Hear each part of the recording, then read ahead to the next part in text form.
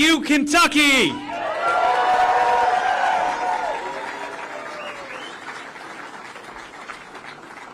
Tonight, Kentucky voters took the first step to secure 4 more years.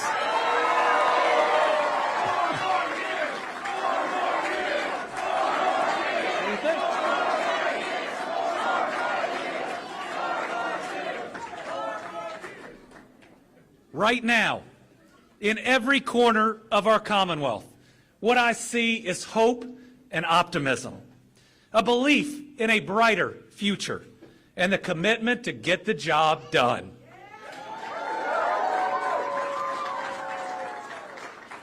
It is a commitment built out of resilience. We have been through some really tough times together. We've gotten through the toughest of times, and we did that together. In each moment relying on our faith and always leading with love and compassion, and by always looking out for our neighbors.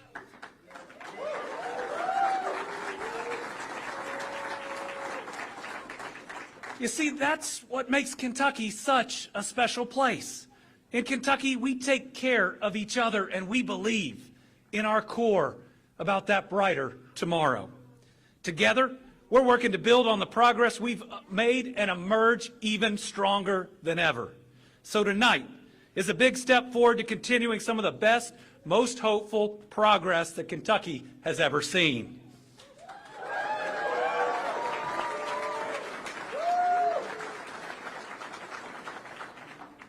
But get ready, because our optimism and the hope that we all feel for this state that we love is going to be tested. If you've turned on your TV recently, you know what I'm talking about.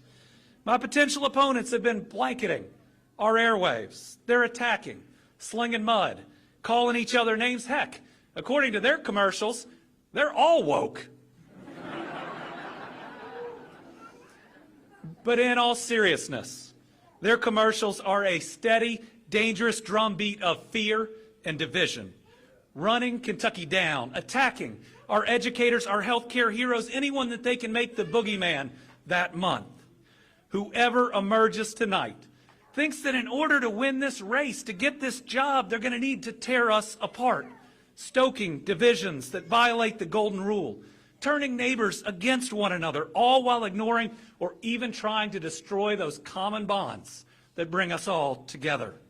We can't let that work. Put another way, we can't be doing that.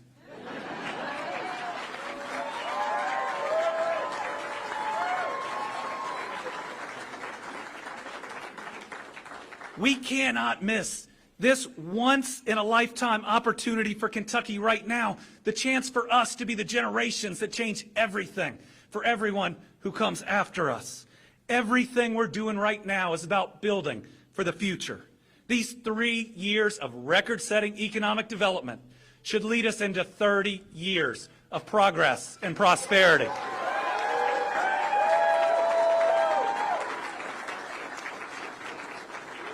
All this work we're doing, all this momentum we have is opening up so much potential. Just in the last 3 years, $24 billion in new private sector investment here in Kentucky.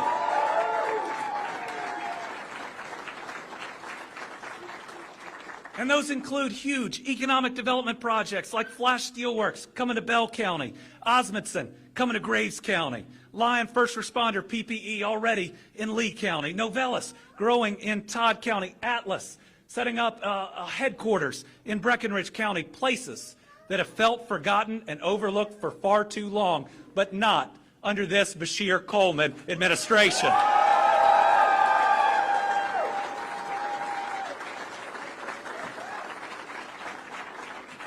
These are good-paying jobs that can change the trajectory of a family's future. They can transform entire communities. Today, Kentucky has 46,000 more jobs than before the pandemic.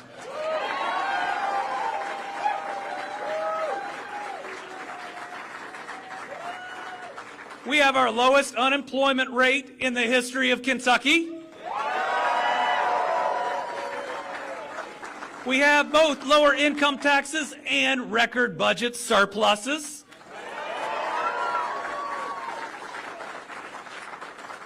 And all across the globe, the biggest companies are looking at Kentucky, looking at what we have to offer and choosing to bring investments here. And our homegrown businesses are expanding like never before.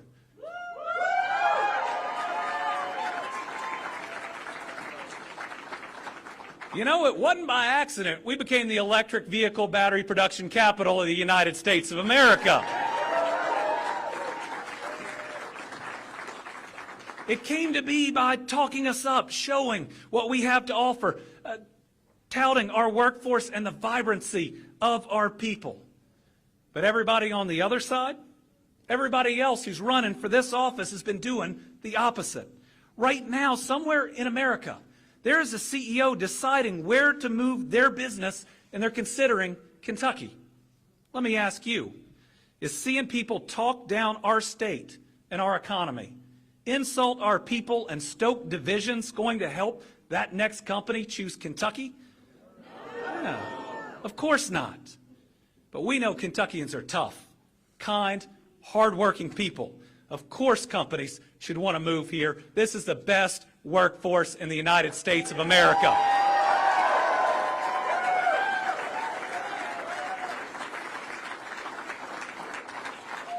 And we cannot let candidates who care more about a title than our people cost us that next great opportunity. So much opportunity. And think that we've created during some of the toughest years that we as Kentuckians have ever lived through. A global pandemic, tornadoes in western Kentucky that leveled whole communities, including my dad's hometown of Dawson Springs. Record flooding in eastern Kentucky that decimated places where people had lived for generations. But my faith teaches me that while weeping may linger in the evening, joy comes in the morning. Look at how we respond. Yeah.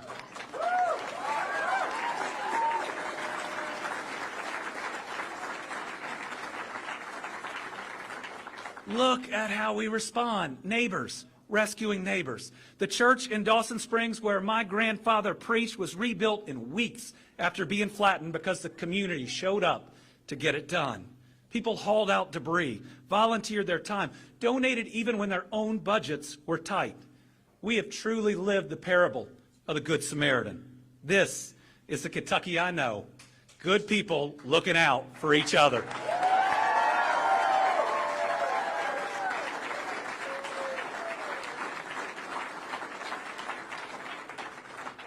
It's a stark contrast to what we've seen in this primary on the other side. They're trying to pit us against each other, calling anybody who disagrees with them names, telling you it's okay to yell, even hate your fellow human being. We are so much stronger than that. People in Kentucky know that this isn't about right versus left. It's about getting things done. There are no Democrat or Republican bridges.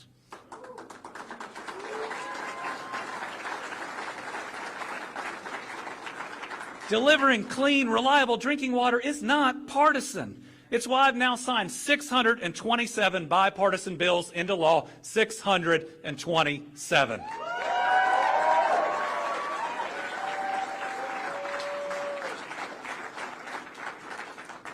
You know, in the last 4 years, some people have said that I wouldn't be able to get our priorities through a Republican legislature, that we wouldn't be able to get things done. Well, guess what? $500 million for clean drinking water. The largest public investment in the expansion of broadband. $250 million for career and technical education. $15,000 across-the-board raises for our Kentucky State Police. We're making progress on the biggest infrastructure projects in our history. The Brent Spence Bridge Companion Project is going to get done.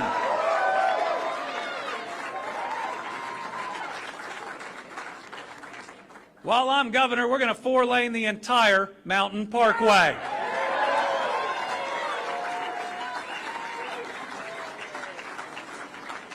And we've done so much on the I-69 corridor, we're now just waiting on Indiana.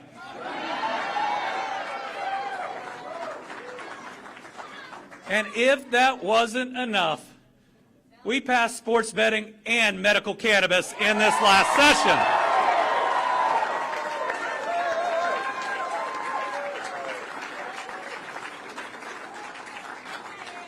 So just think about what we can get done in the next 4 years of this administration.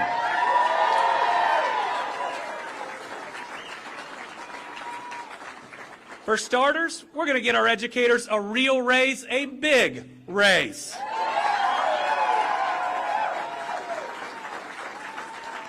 We are going to pass universal pre-K. And we are going to continue to build on this amazing economic success. I want, and you want, a Kentucky that is a place where all of our kids have a future. As a father, this is personal. We want all of our kids to have opportunity and potential here. And they ought to have that opportunity in every single part of the Commonwealth and in every neighborhood in each of our cities.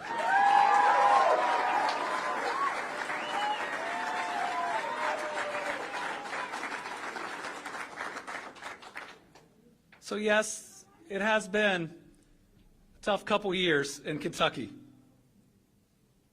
Tonight I'm missing my good friend Tommy Elliott, who was murdered at the Old National Bank shooting. I'm so sad for all of those that are missing loved ones right now, whether they lost them in natural disasters, the pandemic, or senseless acts of violence. In fact, up to his last day, Tommy was working hard to put us in the best possible position like he always did, pushing people to help, being my very good friend. I'm missing Virginia Moore. But her spirit of love and inclusion lives on. And tonight I'm grateful for my incredible family. My wife, Brittany, who shows me every day how love and empathy can transform lives.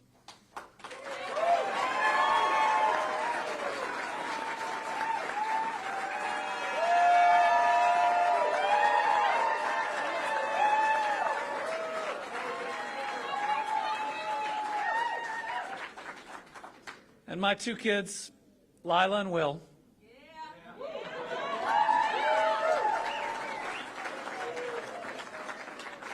They are the reason why I do this. They're the why in everything. They are who I love more than anyone else on this earth. They are my heart, and I desperately want a better Commonwealth for them and every other Kentucky kiddo.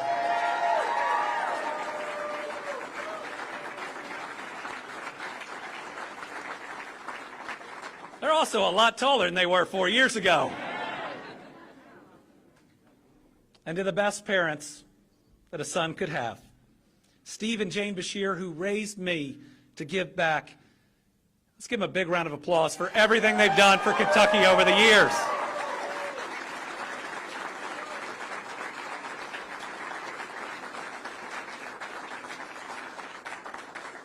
I want to thank my current and your future Lieutenant Governor, Jacqueline Coleman.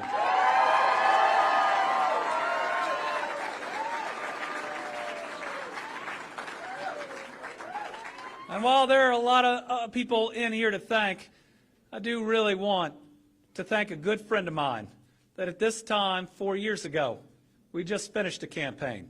He's become an incredible part of this administration. We could not govern without him, Mr. Rocky Adkins.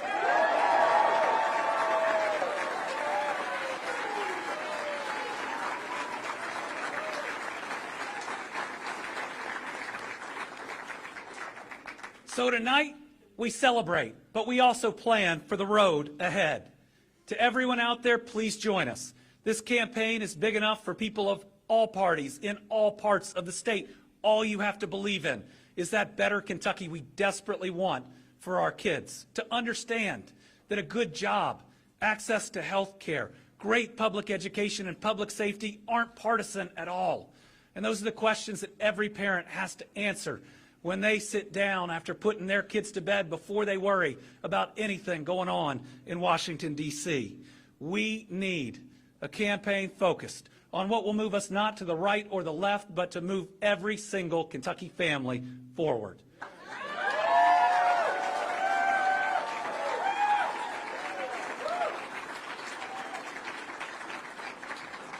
So join us. We need you. Donate if you can afford it. Talk to your neighbors. See one of our organizers with clipboards to get signed up to volunteer. Folks,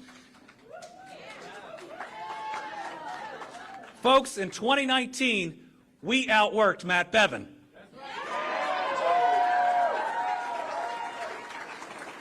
And we will outwork whoever comes out on the other side tonight. Together, we will win this election, and we will build the Kentucky we have always dreamed of. Thank you all very much.